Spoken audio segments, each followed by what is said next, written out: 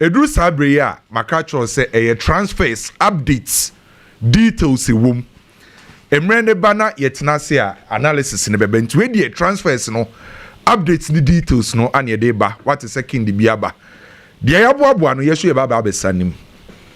Ken ma mention asem fan free Benjamin Sesko in sense no because enre nwumre nyina Manchester United supporters amani panda. Ana mate say Benjamin Sesko e ko Newcastle omba Manchester United ana. Yedidi nkomo kakra wo ho. The attorney say, as it stands now, two clubs partner omope Benjamin Sesko, Manchester United and Newcastle. Now between Manchester United and Newcastle, no, you see deep inside Benjamin Sesko. On one kasa team power pepano, Manchester United boboku no. Emfa ho se Manchester United embo Champions League omunko Europe. Ebeye Premier League, FA Cup ni EFL no. Abrantie ne de Manchester nie Newcastle nie de op Manchester United boboku no e ka ho bi ana Manchester United ema omo director of recruitment Christopher Vivel LED negotiation ne because one Christopher Vivel no ono no nim Leipzig boboku no because why adwuma wo hopen onim Benjamin Sesko ono ankasa because at the time Leipzig e kwa kofa no na o ka ho bi ana onim Benjamin Sesko ni agency pro transfer for no. It's Manchester United for our appointee Christopher Vivel say on leading negotiation. Benjamin Sesko no crest on the Manchester United players mienu di nkomo te se na no de betu dwa no. Oni delete ana Bruno Fernandes edi nkomo. Amo maka chance oba Manchester United a ebebo mo bobuko no. Manchester United approach Leipzig for no. After some Manchester United any pro transfer for ne kasa ye no. Manchester approachi Leipzig for ne say ye pese my branch friend say Benjamin Sesko ni ebefa no. Manchester United and Leipzig din komo negotiate no. Leipzig for ebo Manchester United 75 million euros plus add-ons a bit mako almost be 80 million euros. And Manchester United say sa is can was through into omonte so. E ho ne koma Leipzig for koka say 75 million euros any add-ons no was through dia. Ade na Manchester United Feska and Rasmus Højlund enka ho embefa Benjamin Sesko. So Leipzig for proposal to Manchester United say se muntimi ntua sa 75 million euros ne dia mun Feska kakra na mun fa Rasmus Højlund so embeka ho na mun beje Benjamin Sesko.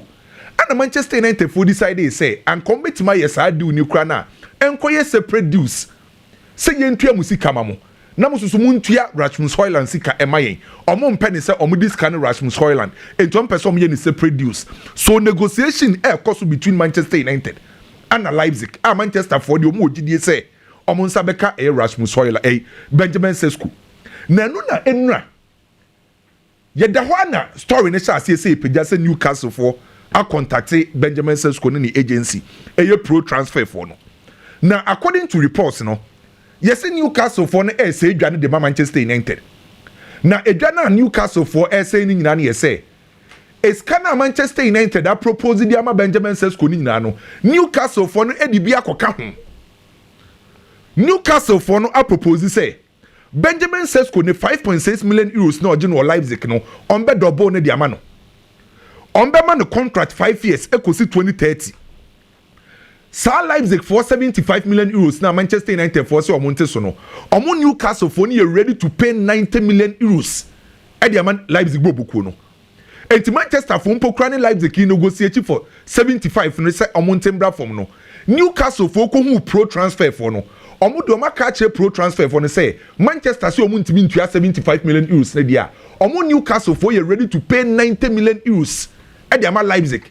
And Accra no 5.6 million euros no on besa double no di ama Accra no enti ama say yes pro transfer for no on ma dwen yasasa because as a Manchester you slow now according to reports no ken on say Benjamin Sesko Slovenia ni na Slovenia reporters any journalists are more Slovenia report say yes say former Liverpool coach Klopp advise say Benjamin Sesko say emane nko Manchester onko Newcastle mum on say Klopp on a head of global football Edema Red Bull and Leipzig under Red Bull enti Red Bull omo clubs omo wiase nyina no the advice omo no Klopp.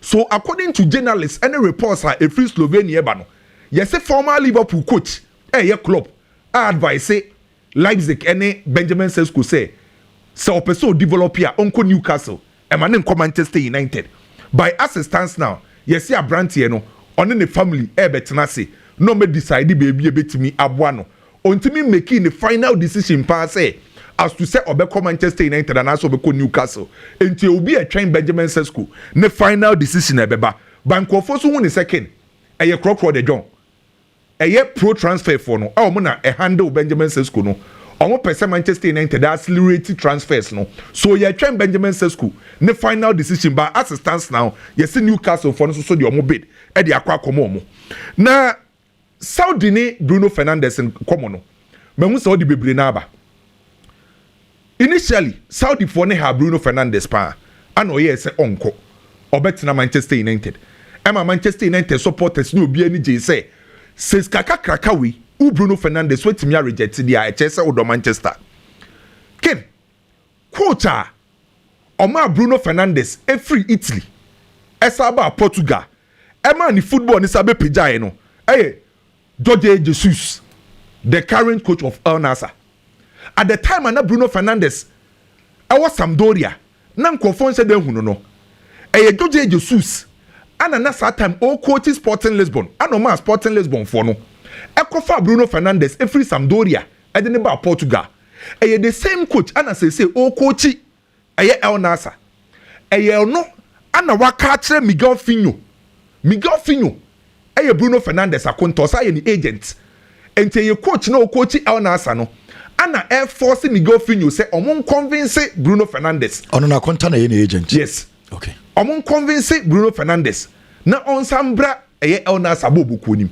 already omakwa fa Joao Felix na eskanye problem enti die hia ne say ometima convince Bruno say ombra enti coach na okofa ni free Sampdoria no edine ba Sporting Lisbon no ayebema Bruno Fernandes benya form no ono na say o coach Al Nassr waka kire Miguel Finho say on convince Bruno Fernandes but Bruno Fernandes stance clear on free Manchester United on ko Saudi Manchester United ana ye ni future ana ye ni dachi bon pese omu bonus ketuo enti say baby akwa akwisi no na ken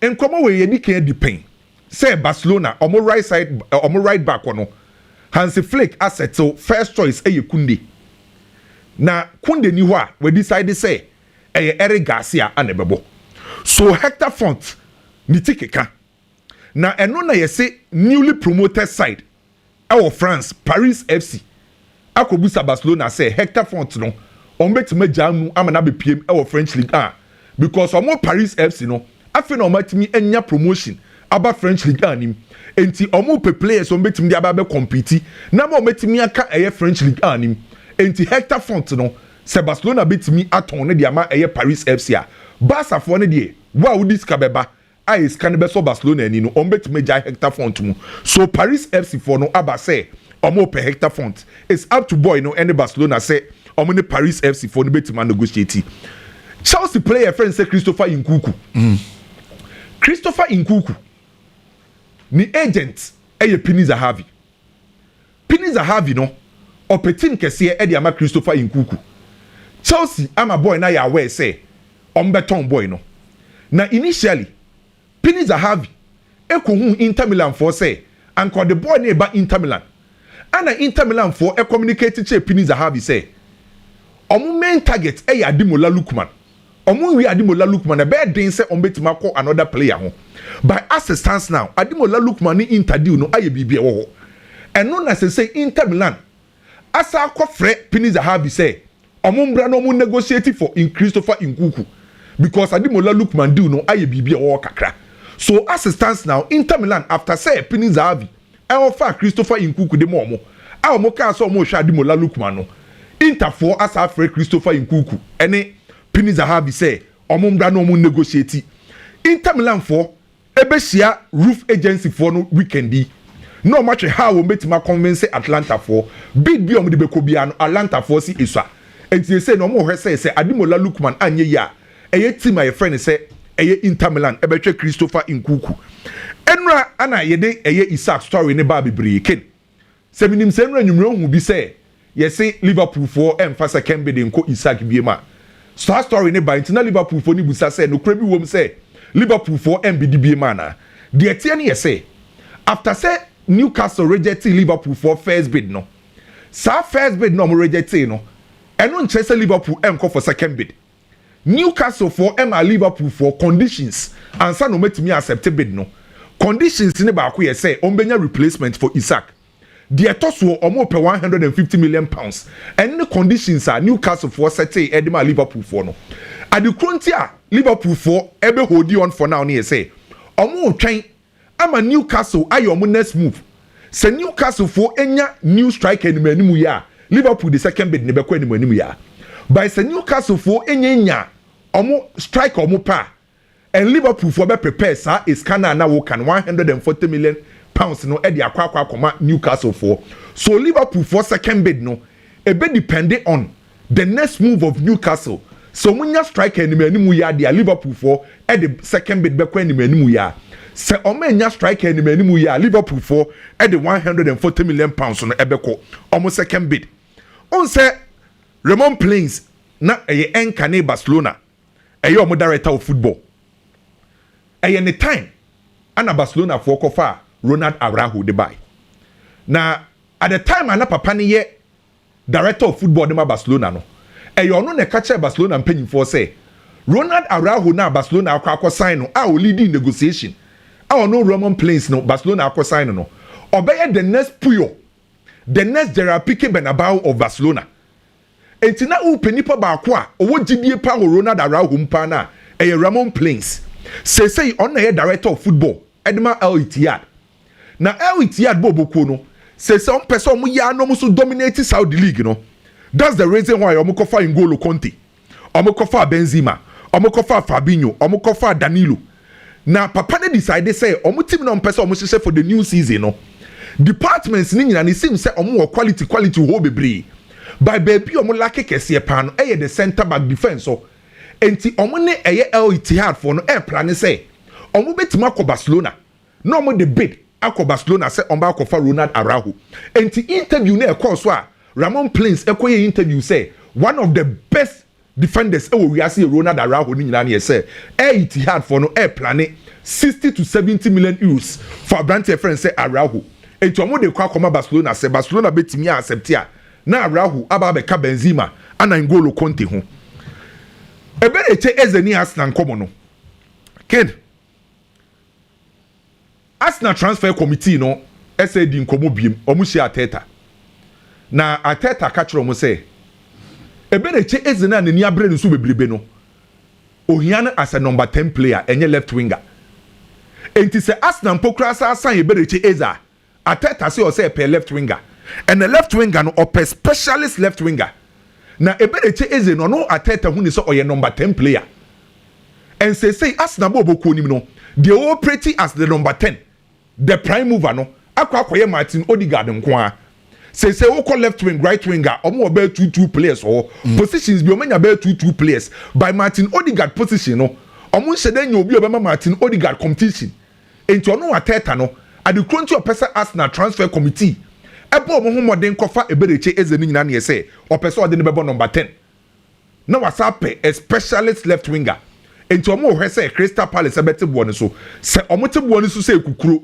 ebereche ezeba onko yusu no as a left winger obe yusu no as a classic number 10 enti wakache Arsenal transfer committee no Trabzonspor e wo Turkey last season omo di 7th on the league log e wo Turkey Super League no na omo ni 1692 agency e kasa 1692 agency no omo na represent Raheem Sterling na Trabzonspor for any agency ne kasa no omo de omo so omo ni problem because Chelsea akache omo say on person omo ton Raheem Sterling enti say Raheem Sterling beja to no about Turkey Super League ne dia almost 1692 for no any problem enti de hia ne say Trabzonspor for no ebetimi ne Raheem Sterling akasa no ma convince Raheem Sterling na Trabzonspor for no person Raheem Sterling ebeye the face of the club eti say okọ Galatasaray Victor Osimhen ana akoye the face of the club no Trabzonspor for person Raheem Sterling ebeye the face of the club eno na ken on say Raheem Sterling no pay obi obetime ne salary ne kese de ama no ana me say me kwa hwe transport for no omo salary no wages no de oje kese pa ye Stefan Savic oje 5.3 million euros me hu sa de na me hu say sa de we entimi ba because Raheem Sterling sika no oje no e be den so better say sika no so transport for so e pay Raheem Sterling na it seems say Jose Mourinho ne Fenerbahce de e kosoro from one person omo sign Real Madrid player this season Fenerbahce di kan ko Brahim Diaz ho eme be kan omo ko David Alaba ho ya beka enu aye ka Fenerbahce Jose ene Rodrygo die no ene ye sore ya Fenerbahce say omo say pe Dani Ceballos e de free Real Madrid on say okwa Real Madrid midfield na Alonso list no Madrid midfielders no omo a say so omo ye untouchables no eye Tchouaméni Jude Bellingham Fede Valverde ana Ada Goulet say Kamavinga ne Brahim Diaz kra no omo ncheda enye obi a Alonso ye ka untouchables na odi omo ka ho Dani Ceballos kra de it seems say Alonso ncheda feeling sa e ka ho bi na Dani Ceballos na opese okọ Real Betis no me ne wo ka say Jose Mourinho ene Fenerbahce aba say omo pe Dani Ceballos so free Real Madrid bobu ko nim ESPN e wo Brazil un say ESPN omo wo nkrabata bebre na ESPN Brazil for enra no report to say Rodrygo agree so be call Liverpool team no story no ken enye sa na tie Rodrygo ne representatives aye outsourcing omo aka che Pini Zahavi oye super agent say in case adwen sesa na Rodrygo Real Madrid for decide so beton a on team kese emfama ono Rodrygo so Rodrygo representatives say ne relate ne busuafo and control no enti oma consult eye super agent Pini Zahavi so Pini Zahavi sa ko share Liverpool for no ana Liverpool e de to Pini Zahavi anim say eye no kre player ba ko mo interest woni mu no eye Rodrygo na assistance na omo focus eye striker Isak enti Liverpool for jitu mu say o manage Rodrygo ne ho ana ma Pini Zahavi communicated say Rodrygo ne entourage say eye no kre say Liverpool for so manage omo ho so eye ne entourage ne key information no e de come ESPN Brazil say Liverpool for crash o manage a boy ne ho by Abrante fan say Rodrygo no Liverpool for forbid enko Real Madrid Liverpool for forbid enko ma Rodrygo na mum Liverpool for express interest e Rodrygo and to story na be say Real Madrid ain't receive any offer for Rodrygo no e no correct Liverpool for bid enko Rodrygo receive any official bid from Liverpool the interest e wo say Liverpool for e pe Rodrygo Chelsea ene Xavi Simons agreement for ho verbal agreement for ho Xavi Simons adia tum so bobo Chelsea boboku no Chelsea adia tum say ope Xavi Simons omo nyina verbal yo ma agree so na wo say Chelsea ekoshia Leipzig no mo negotiate bibia omo negotiate e advanced stage na Bayern for person mo ye insiachire hene Bayern for no ana person mo ye insiachire hene enti eye Bayern for mum ana akwa hu Faustino ana ye Xavi Simons ni nua representing on the call Germany at the time at Chelsea catch Faustino say omo nko share Leipzig for no enti Faustino ko pie mu e Germany no ana Bayern for e ko share Faustino say omo so e interest e Xavi Simons mu enti bid be at Chelsea be di bia omo ye ready so betimi out be Chelsea because no omo focus e Abrante fence Luis Diaz omo wie Luis Diaz omo pe number 10 because they say Musiala epra enti omo probi oba be sha ho Xavi Simons e proper replacement e obetima be sha ho enti Bayern for na person koye nsi echi by assistance now Bibia ansesa ye pe team obe sign Xavi Simons e Chelsea and Xavi Simons decision say onko training and no one see ho ene the Martinez say one see ho and again on babo against Atalanta and also Ombobi so now player nka BBNC e dey intimando we team na free ne IG ni bibia onko training wa boycott say onko training bibi koso between Xavi Simons ne Leipzig ana because a normal deal at Chelsea call Bayern Munich kwa or you play or train but this is a player training or some training onko says onko training and o play one call and also when see match against Atalanta so Ombobi dey na ekoso ma me Xavi dey na ekoso dey ekoso ni nyina na ye say Leipzig for no amamu aye tene e dey ama e ni suitors no on say no so gentleman agreement at the time I Leipzig kwa kofa Jabi Simons so mutu ya 50 million euros. Leipzig for no ebe say to say on clause. Enti Leipzig for no decide say omo beton nim pokra na e wo se omunye ska en affectible buku no enemi no mienu nim say team ba ko a o negotiate a e den obagini sika ye Leipzig. Check omo records ni nyina. O he Soboslai, he Valdio, just name them. Enti omo ye team ba ko a e ska na omo pe no mbeje. Ana Chelsea koshi omo no Chelsea person omo negotiate a neska ne ba form. Ana Leipzig for no ete so kakra de ma Chelsea. But still na Chelsea person omo sa negotiate money ba form bi. Ene ma Chelsea. Eka che eye Javi Simons for still no say. Ebo na omo pen Leipzig for na yere so. Na anhwe ye omo pulling out. Enti Chelsea for no communicating Chelsea for the pressure ko go for still no so. Say omo anhwe ye omo pulling out. Ana boy no so person move ko Chelsea.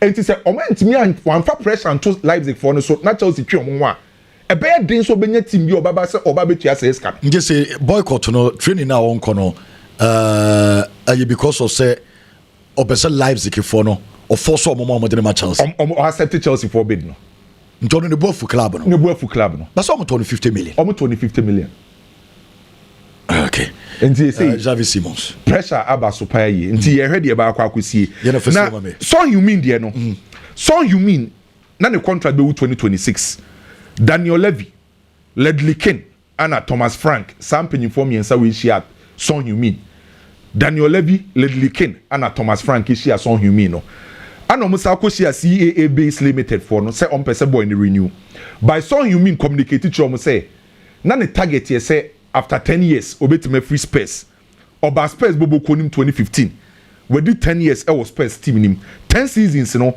454 games 173 goals 101 assists and waje a special trophy Europa League at Yama Space. It's about time in team penny and Sano Daniel Levy Ledley Ken and Thomas Frank Asia boy no Oma ampupo muti or catch a boy or catch in penny for nano in penny for Nesiana you say me no say most likely so be join Los Angeles FC now Robinho Ebano Robinho Junior Osi a kind of Santos say Santos for say the next big player on beton the about Europe Robinho Junior omo the release clause akọ 100 million euros Robinho bana we 17 years no Santos for say omo hu ball na akra na no say 100 million euros the release clause akra ni 100 million euros say omo say the number 7 jersey na ma no was Santos enti 100 million euros na omo the echo na ken on say transfer headquarters e ka asema yemboa enu am be ka cho say Atletico Madrid Diego Simeone akache Enrico Serroso say ope Macasado free Barcelona emi be breaking story no on say ene enam be bia say Barcelona say ombeje na say in the city Barcelona communicate o man kan che Macasado omo ka kire Wasserman onim say Macasado ne Andre mu na what the same agency oni did you know Wasserman ana Barcelona communicate kire Wasserman for say after the ometima accept bid no say the tie ne say on person making a big sale Femi Lopez, Casado, and Araujo. Casado, the any 30 million plus. Frankie Dion, the any Femi Lopez, the any 60 million plus. And Araujo, the no, 60 million plus. And to start 3 players, no. Ombet my baby, Anna, Majid Ashmeru. St. Pauli, Germany, Bundesliga, at the bid, Ekoye. Omode 3 million euros for Anderlecht, so per Majid Ashmeru. Anderlecht for so per 5 million euros for Majid Ashmeru. Disasi. Newcastle for na catch Chelsea for say omon trainer omon solve striking problem no mu wia omon the bid about Chelsea for disaster. Okay. Now during the negotiation between Liverpool and Newcastle na ken wey exclusive. On say Newcastle for no Saudi public investment 85%. And Newcastle Liverpool team no Fenway group. Liverpool ko see Newcastle no. Newcastle paying for a public investment fund no. Oma catch Fenway for no say so muton Isak e de Liverpool. America for nimbe invest or Saudi. Newcastle 85% Saudi public investment fund omodia. Okay. Into America Liverpool for say so moton Isak e de moma omumbe invest or Saudi tiken. Bebre na wa hase ya bebre na wa hase na transfers. Darwin Nunez there no bid no 70 million euros. Ana Hilaf on the court 70 million. Ana Federico Chiesa. Darwin Nunez 70 million. Yes. Federico Chiesa so Fulham and Celtic about for loan. Federico Chiesa. Yes, loan. That is a 70 million for IDSA. Darwin Nunez. Darwin Nunez didn't say what you crap is like about 45. Oh, Boa boy there 45 and 40. 70 the omodi bi kopa. January. Ena Mekaya El Nasafo omo ba for Karumi Tuma. Omo the 75 million pounds in a buy and omo eboguye. Quickly they moved to Darwin Nunez. Ken sign on the bar for Darwin Nunez. Then you're 75. 75. Now 75 Liverpool are rejected here. Oh Hilal June your August. Oh they 70 neighbor. Or Jaya day. Okay, the European clubs no one ever talk 70 apart from Saudi Arabia. So the Saudi Arabian club should put up a proper offer. Xavi Simons almost didn't hear Nabuffo near the Abufa. That guy, he needs to be very careful. Nabuffo maintain Abufonasi. Share Leipzig any club with Tisika top player. Now on Okoto Lois or Penda. And none the highest. Anyway, on which you have 50 million euros na kofa wo. In fact, total package na 80 million euros. But 30 million euros add-ons no nyan realizing in fans on try. Into 50 na which ya. The idea for RB Leipzig ne say yanton na ye Jessica no na ye wani ye to free PH for ni nsemu a ye betimi aton am obi foforo ye ton ade na na omo ye e na amfa and say boy the performance last season yan she so now Chelsea comes and now conference okay ye 50 million euros akofa player Chelsea should give us 70 Chelsea see into okay for 60 Fabra na Chelsea for nyam fam maya why are you pushing the move and they say no oh, Jesus Christ say Jabi Simons per se Leipzig for 50 million euros the omo de kofana na not fair the omo de kofana na enye fair back okra and a Chelsea for 1 count in 51 say no money for so 1 million okay you see but 50 Javi Simons omo ma de twema e be den so bi be twa Sesko kese no Leipzig ye business omo anka say nim say business na mfa but 50 million euros that be onje I think 60 million euros ideal not just one more car when you for so be 10 million I mean they are good to go inti tio Leipzig for nan ka someone tonu this is where the argument the boy is not getting Leipzig say we will sell you but at the right price it is say or pressure be the McLaren will be it should go to Chelsea. What's the going on making? Because there are clubs who are saying to say the Newcastle for a year. But wait, I am willing to sell. Give us the proper price that we want, which is 60 million euros. It makes a lot of sense. But no, I dare not even for so be any so. Say, me ko yi RB Leipzig e fee me IG so for what purpose? Anyway, yeah, they were ha. Yeah, baby, biane yeah Kitwe be so about Makasado situation. Ken, omo bokwan e dia Magavi na wadwen ma so. And now na Hans the Flake e be interview say captaincy no ono ohu Gavi as part intime. Enye mo won said omkoto about the Gavi beka captain for no any problem. And Hans the Flake say ohu Gavi as a 6 and the number 8. Now take this say yeah be call World Cup Gavi no say only position wa Barcelona as a some per position mano Hans Flick per boy in Assam say now no preseason about Gavi Pedri now Frankie de Jong never fast 6 because last season time Hans Flick ebeba no we are all discussing Barcelona need Deku they were discussing someone no fan as a number 6 they discussed Martin Zubimendi and Rodrygo. They discussed a lot of players, including Nico Gonzalez, and no Porto, and now no call Manchester City. No, into Barcelona 4 pen number 6. Me what? And no more preseason. Coach say, let me go and try Marc Casado and Marc Bernal because before preseason, I haven't seen any deco akoshe Barcelona Athletic for Bobo. And I say, Marc Casado, he was the captain of Barcelona Athletic. And the Marc Bernal can go try omo. But me try omo search in the market for number 6. Nyamia dom. Omo ko pre-season no and I ko Fadima Marc Casado. And Marc Bernal and Barcelona forces then they jai number 6 to. And you rush season him. Ideally, they no a senior mum Marc Casado. But Marc Bernal no enya coach ne nimunyam because obana born and obono coach ne penasam and Marc Bernal started say obo and Oko Pry. And the Macasado take it over. Macasado bossa November. Luis de la Fuente, Spanish national team, Omoko boss Switzerland, ne Denmark, Omo Freno. Into this guy was speaking at the right time. And December no onya slight injury na Frankie de Jong sanso be take it over bio. Into number 6 no, he moved from Marc Bernal to Macasado to Frankie de Jong. And Frankie abosa as they say Frankie de Jong na yam penasam say wabe the main guy in the team. It is say Barcelona format for no. Aye Frankie de Jong, Pedri, Dani Olmo. Where is Gavi? It is say no. Sasadia. I was Barcelona share possible options. I will feel because number 6 one aye cano. Say Marc Bernal aye feta. Aye Frankie de Jong, Marc Bernal, Gavi. In any case, a kunumuya dia Eric Garcia can play there. Into options na adults our 6th position because coach no number 8 party say game no muya dia no bebo Gavi as number 8 but proper game Barcelona per control on Gavi as number 8. Gavi no so bebo no as number 6.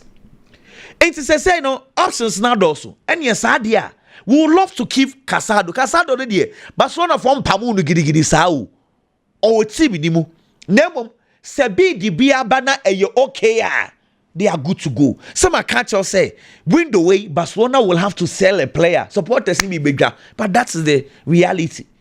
Inti Casado no die, Kodie says Sika Basisia, Barcelona will allow him to go. Nemo, where do we fix Gavi in this conversation? Can all the Gavi be saying? Yeah, call World Cup. Gavi it's not bench or Uncle World Cup. They say it is a major headache for the coach. That's all mom way there. Oyi Casado Gavi Onurubiana. Gavi, the Casado no ya de chem. Say no Barcelona nkwada no. On to Pedri, on to Olmo, on to Frankie de Jong. Yes. Omo na ifa better chen. And see the problem they say Barcelona nkwada no mo akwa testi national team. Obi epibiako. Femi Lopez, also omu complaining kakra no about national team. About national team ebo Olympic Games ni bi under 21 no jinem. He was all over. He's also in your position. He's what bench on your body. Magabi to me ball left also. So we Obekaya. Left wing go. And say Xavi the man. Na left wing go no. Say why ma? Why ma Rashford ne Hafinha ho into ntimi mo ho. And number 10 one coach on try because number 10 only sa technical ability to play number 10. 10 aye Dani Olmo, Femi Lopez. 8 one aye Pedri. She say oh you're untouchable. Into 8 one and now the Gavi akwa Pedri but Pedri ni fit a Gavi on bobo ni bi. And a 6 one Frankie de Jong so agi one afa. She say Gavi is why fit.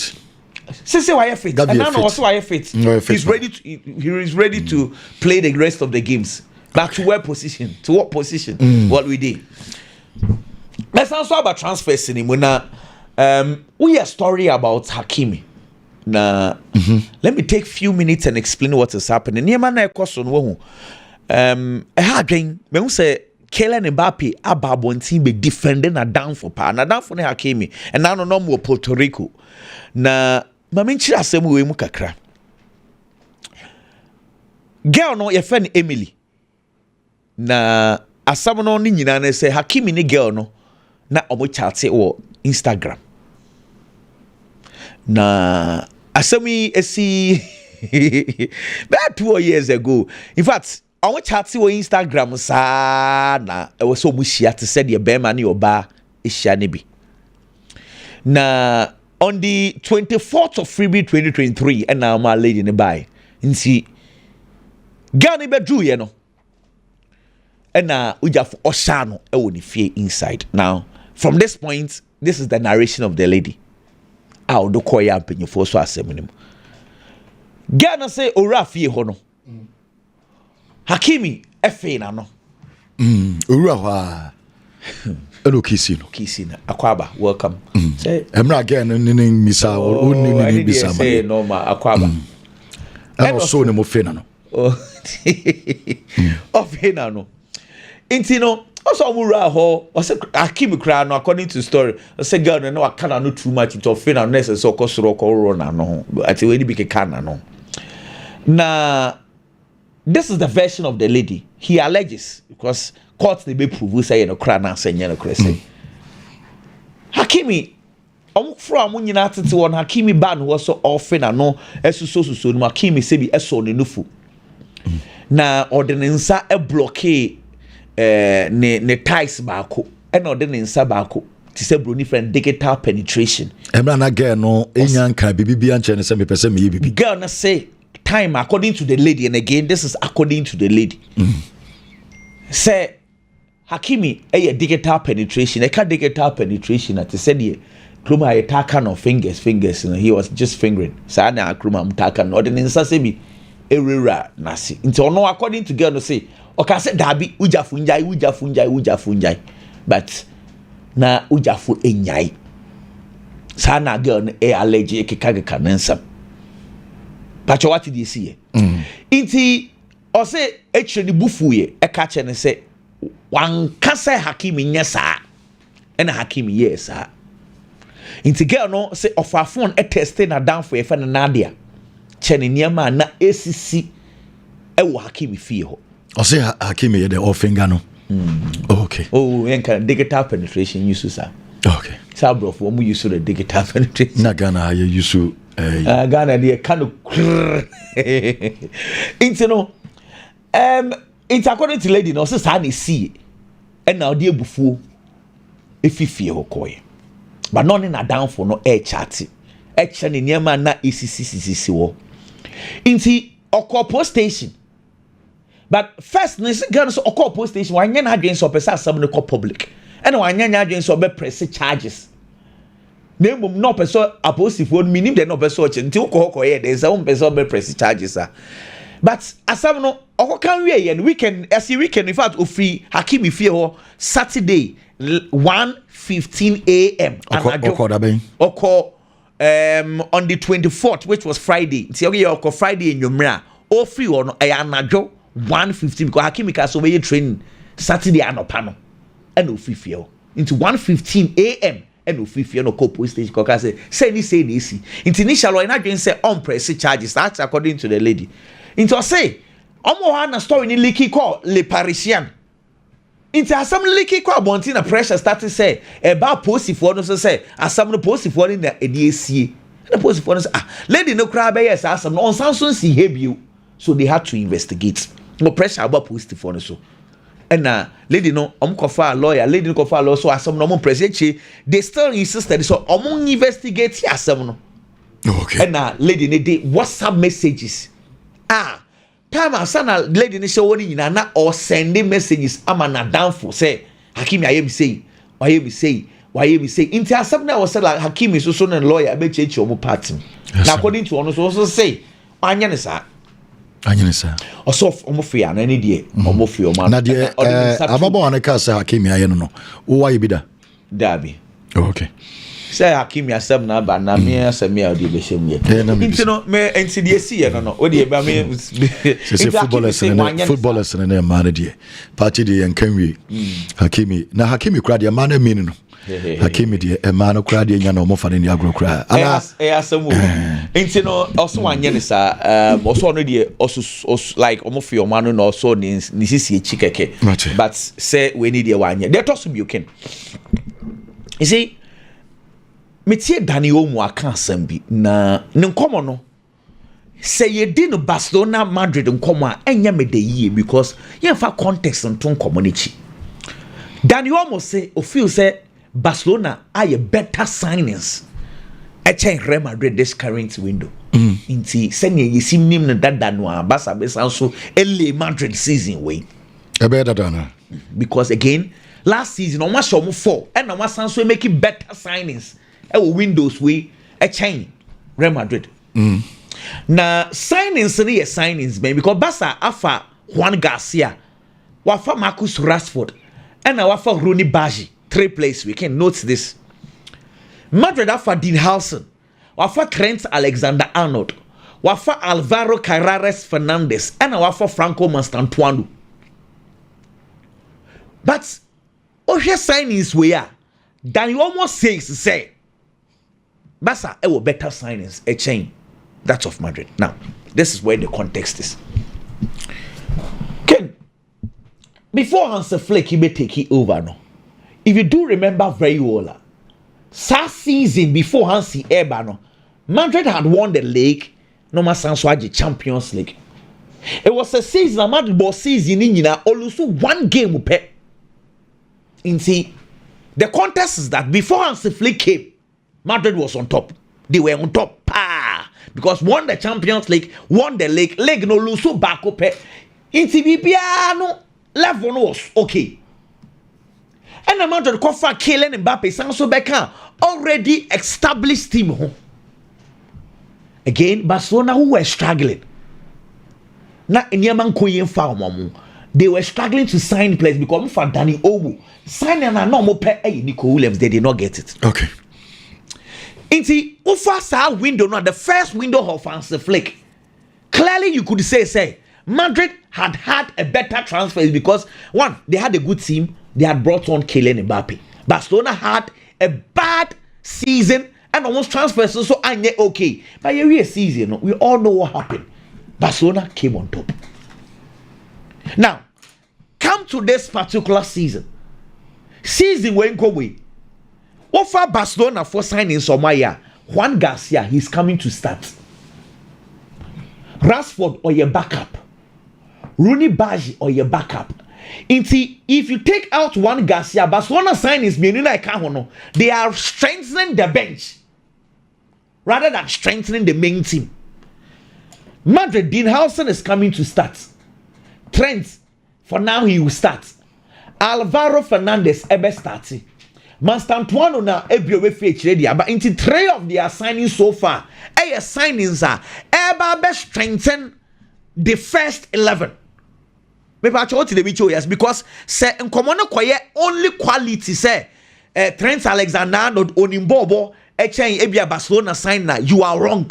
That is not the argument. The argument is that those players, are they going to strengthen the team or they are not going to do that? Any matter of qualities. What I say? The better arguments they say. Now, Madrid has strengthened on first 11, Barcelona has strengthened on bench. Then it depends on what will happen in the season, how the coach will use them. Because last year, say did just the sign in Sechia. And Barcelona and team contested Madrid, yet they contested them. Bruno Fernandes, Kitwebi. First one, Chambe 1 minute. Okay, Bruno. Timer Hilal for the 100 million eba nanu ya June we ya. Bruno Ebeka se omono. He made statements via bese nyina ya adwenko so. First, or say Madrid, but only Manchester United for the side. Manchester decided said they will not sell him. 2, Man U for catch and say omu hie sika bia. 3, Ruben Amorim e catch and say ohia ni ye pa. Oh we no. And I say the offer was exciting. Na offer no eberman aye easy edia man because there were Portugal players in Saudi Arabia. Now, Obia will make such statements. We are tired to say that offer no na exciting. I think kokoha enka adaptation ebe easy diamond because Portugal players ewo no na a chat window at the tours akwa no what e be ne de now say el na say Ronaldo Portuguese, Jorge Jesus the former coach Portuguese, Joao Felix Portuguese, sporting director Simayo Portuguese, CEO acting CEO Semedo Portuguese. Into Portugal team and the whole CCA the adaptation is not a problem. Now this is where the problem is. Aquano Osuru. So free man you are. And someone back can win the chinning yansam ketua. Bonyobeko. Nyame aduma September obedi 31 years old. Inti Eden say he's a legend. Last season it was all about him. Everything went through him. So that team no one quite to say team no air struggle na wo legend we jaye ho. Inti say yes Ken Sikana nkofo ne bie so de ama Bruno Fernandes. Enye saa man you cry. Me yes sure board of directors 100 million kombeju. Enye supporters ne coach ni suro musuro se bia supporters ne beka se we good team no a. And the offer is good for Bruno. The offer is good for Manchester United. Nebom footballing aspect a very disaster if Manchester United allows Bruno Fernandes to leave. Ken Mubeswana. Ken media me Bruno dia nkameko. No, what do you say? Hakrai. Akra yiba weko. Oh, Debbie. Can make us out because there was a player I had the Matimbia. Bruno Fernandes I had Manchester United. Eden Awaji. Onyanji adibia some a Bruce Bia. At least Wabama Manchester United a GFA Cup. Menkase per the United Standard or GFA Cup a YBB Debbie. But looking at the crop of players will be sure more Manchester United. Anyone on the ball and not obo. Any day Wabuama team net me a genet dear. Me who Bruno Fernandes say why bad for Manchester United. And we shouldn't forget. So a player or 31 years old in football or 30 years or yakokra. It's how many years naka Bruno Fernandes and him. Yensha Manchester United team ne ohonum se Siano. Manchester United team ne dawo se Siano within the next year, 2 years, 3 years. Trophies abebuama Bruno Fernandes, Ejina Brane, and then himself a team ya competing when we talk about great players of football, like winning the Premier League, winning the Champions League. What is the guarantee that Manchester United bebuama Bruno Fernandes a manager? There is no guarantee. And then me assure say Manchester United supporters say Bruno ye unia obekia tum say baby awadu na say woko wa ye ne part de ama club no de say so ye bi ono no wa ye ne de awie Bruno born na wa body ama Manchester United no okopie Man City okopie Real Madrid okopie Barcelona okopie Bayern Munich probably nka wagigi nkru wa bi a ama ni mo ye du anka ye ka great midfielders abebo footballer and get the Bruno Fernandes be kan but because he played for Manchester United when to me and yes I no for me dear baby Bruno Gina ne me Bruno and come economy kwa jiska no because there was all ye why Manchester United equal na kwampo ye pese to ayintimi nto because he can ho club na nkasa susu hieska they are only afraid say omuma Bruno kwa supporters de be kasa I don't know musiro but team ne baby Ogina no so be more 100 million Manchester United Ken One Laporta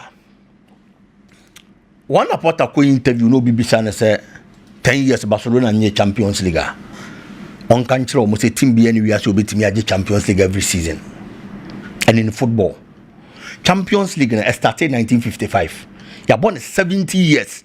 Team a waje kese pa waje say. Waje 15. It is a ya competition in 70 years. Na say the waje kese pa age 15 then clearly it is not a trophy you're dealing with ease. When it comes to the Champions League, every trophy has their drought. Like every team. I want a drought period or come retintia more dear Champions League, no one to me. The last time I asked J Champions League, open one of the teams to my successful, our Champions League want to be near us and film our 4 trophies. The last time OJ Champions League was in 1995. There was 2025 more. There is no guarantee. Said the next 5 years I asked OJ Champions League. But it's here 2025 now. We can have 30 years. Ojanje Champions League nibi. Manchester United won their first Champions League title in 1968. And Manchester United gained the first Champions League title. Ken. Or the second one no.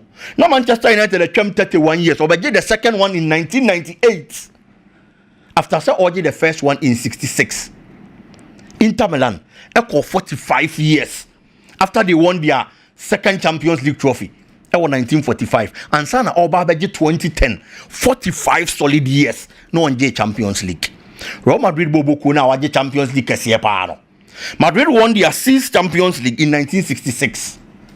Ochem 76. Ochem 86. HM 96, saying 30 years. 1998, and Obaje 7th Champions League trophy, or 32 years. Trophy drought in the Champions League. And so, you Champions League history, a Real Madrid Naje Champions League next or Numpo Timiko 32 years, Abra Wanje Champions League. And to say about Champions League 10 years. That's a Barcelona Nibia. And your news. Barca is building a team, they are playing well. Mo bi amfa pressure bi amama to Barcelona so. Sa 10 years in semen no. Ebinuma kwetwem. It is the Champions League we are talking about. Say about competition 70 years then they wa budget kese agi 15 na. Ese ka bibi kire wo. Ken say Liverpool bo ko ne ya o decide say or back it off. To send news down and number 110 no from the Alexander Isak dealer. Newcastle as a club has nothing to lose. Anka Liverpool waboa Newcastle. Make us because Alexander Isak any 1 year contract with Newcastle Bobo. There are teams that play maybe a kind of 1 year. Offers banner so decide this on Tonwa. There is going to be a lot of pressure on you. Shekwaya Real Madrid, episode Liverpool faso. Because Konate to one will see a kind of Liverpool, a kind of contract 1 year. It is a 1 ton in it. That's a Quadana extended contract no.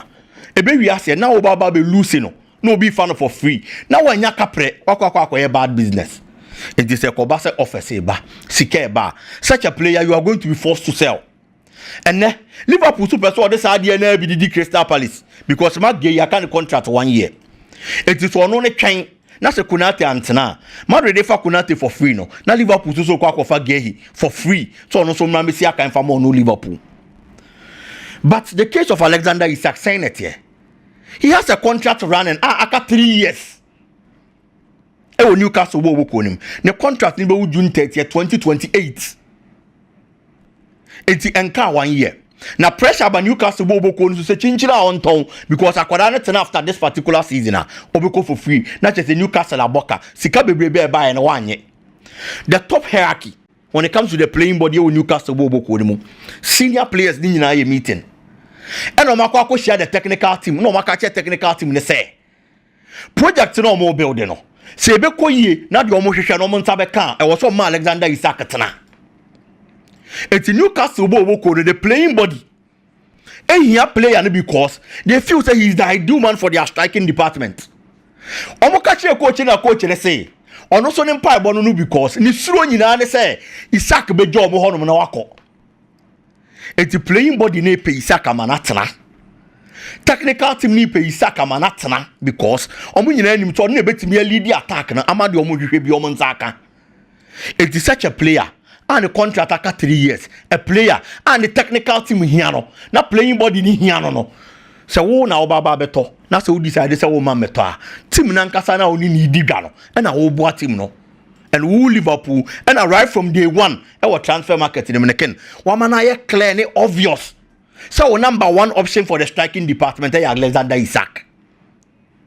It is all decided to do ne ya won to aswa. You are rather losing. Newcastle bo ko ne dey en pipe no abo na mana bam because ono no person keep player no and I will bo amana keep no. So decided to work it offer.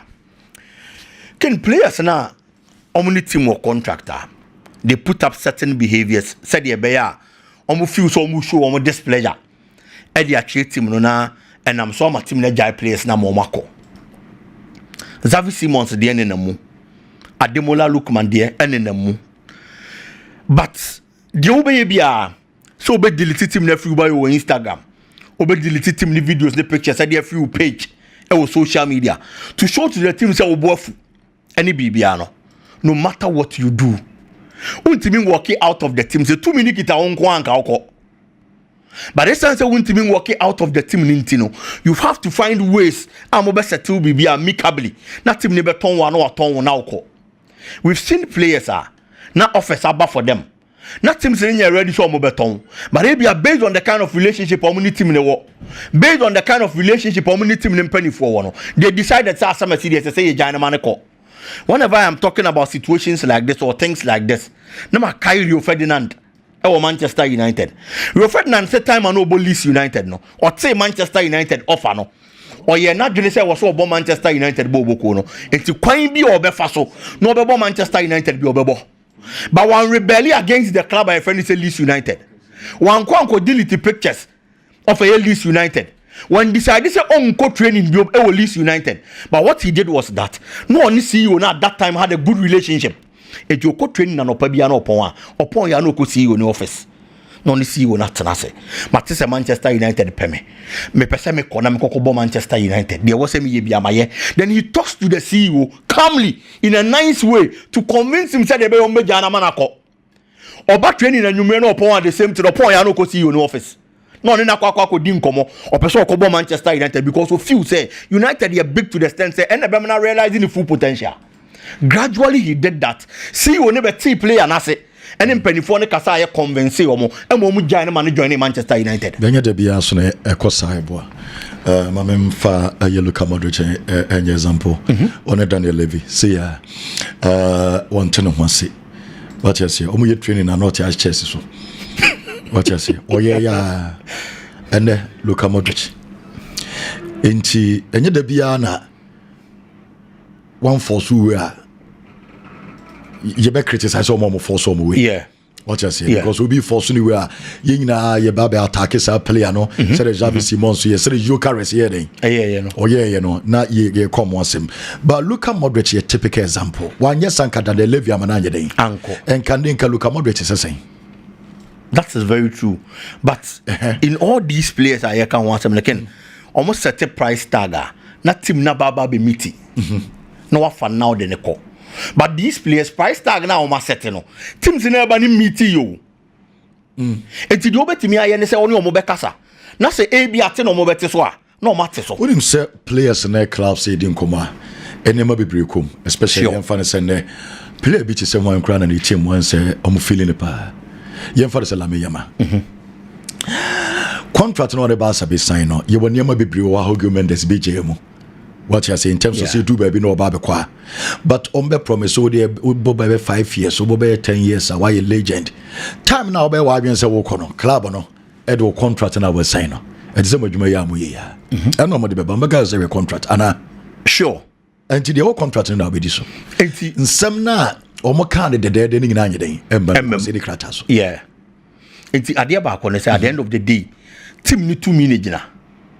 It is all rebellious saying. Not team ni decide say the oil no koye me him nton waken. There na won so be. Only option bia. It you also find a way mo be settle things amicably. Because a team ni decide say the why nyina say o ma train so ye dey okay ye nton. What are you going to do as a player? Because at the Lookman situation, Atlanta Bosika ope. Intentimi for Sesko na mai. Xavi Simon situation, the same thing. Oma Bosika omope. Chelsea nyam meeting sika na omope no. So can you blame the club? Ademola Lookman when it's Atlanta fan cheap, it's around 20 million here. 20 million. Inter 40. Yeah. I think I want to say waje Europa League amount, waje or the Wabobo Champions League. And next you do baby send a players in so feel. So what you say? Yeah. O family cheap. O de me buy no. Masai ye niema ba ku mienu bi aba. E di amount. Me pese me movie. There na also be ya mame. Why you so den. But there be a clubs. You hear players. Ken say elanga mu ye 50. Na ye catch us Ademola Lookman for bika ho. So onye bone. This elanga mo na yi mo dia na obi agina. Ken price tag of certain players. Anu na ebi mo so hwa so dia to mo to key players. It's almost near Bonibia. The players and them find the ways no one settle things amicably than the Omo Yeno because the Omo Yeno and sorry. Can Rooney Badji? He's a good player. He's a quality player, no doubt. But so be better than Barcelona. Now be feeling at home kekeno. Any enough. You came as a footballer, you have to play. Rooney Badji shouldn't forget, say, one of the most difficult tasks I remember na brabum. They move to Barcelona this year. If you are a young player, I'll be feeling out the bench and Kenya problem. Back in the say if you are sitting on the bench behind player friend say Rafinha, any problem. At least Rooney Badji is 19 years. Rafinha is way older than him. It's your back the jaw. Now if you are warming into the shoes when your opportunity abo. But Rooney Badji at Barcelona you want backup. Lami Yama backup. Lami Yama na ye kan ho asem. Say here.